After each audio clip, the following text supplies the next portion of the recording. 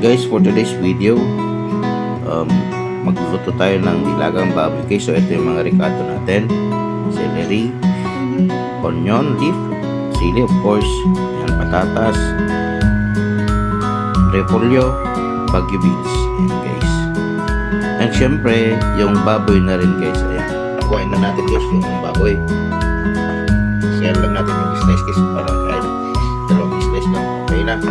Anyway, sa ulam naman yung medyo importante dito. Okay, so slice na rin natin yung dalawang hati lang guys. Anyway, kanina ko pa binaratan yan guys.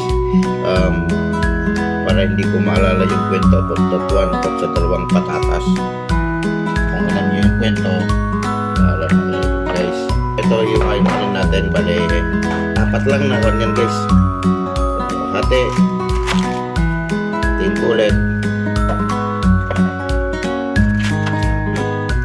Ito pala, i-slice na rin natin guys yung leaf natin, na para lang natin nilaga.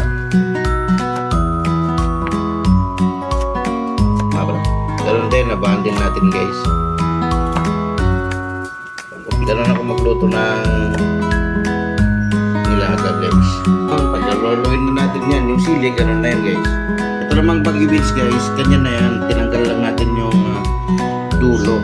I-prepare na rin natin yung mga pangsangkot siya natin guys. Of course, sibuyas. Dalawang sibuyas guys. Sunod na rin natin pipitin yung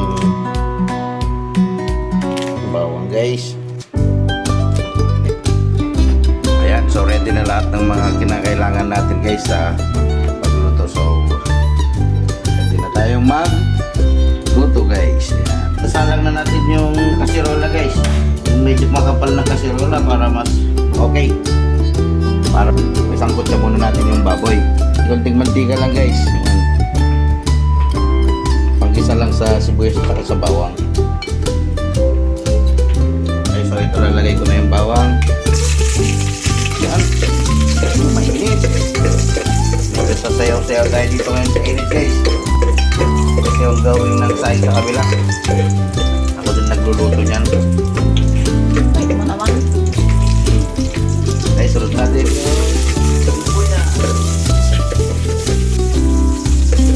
sunod natin isang kutsa yung baboy.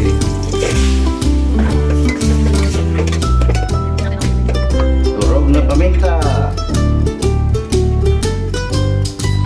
Lalagyan na rin natin ng magic sarap.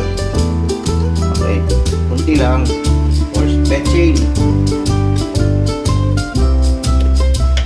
Ayan. Then natin na itong isang kutsa guys. Natin lagyan ng tubig. Para di makalimutan, lalagay ko na rin pala yung patis.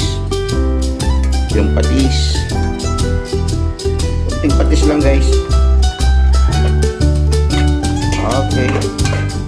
Halo-halo lang natin ng konti. Then tatakpan ko na ito guys.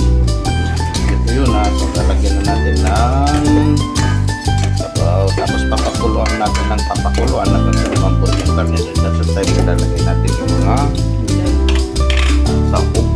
Yun. Ay, patalo. Okay. Okay. So, since kumukulo na guys, lalagay ko na itong celery at saka yung onion leaf. So, yan. Okay, so ilalagay na natin yung patatas. Yan guys. Of course, sabay na rin natin yung bagyo beans. Yan, malambot na kasi yung karne guys. Yung sili. Yo. Okay, lagay na natin yung repolyo guys. Kalagay natin ito. Kunting kulo lang, gusto na yan. So ito, titikman ko na. Ito na actually yung finished product natin.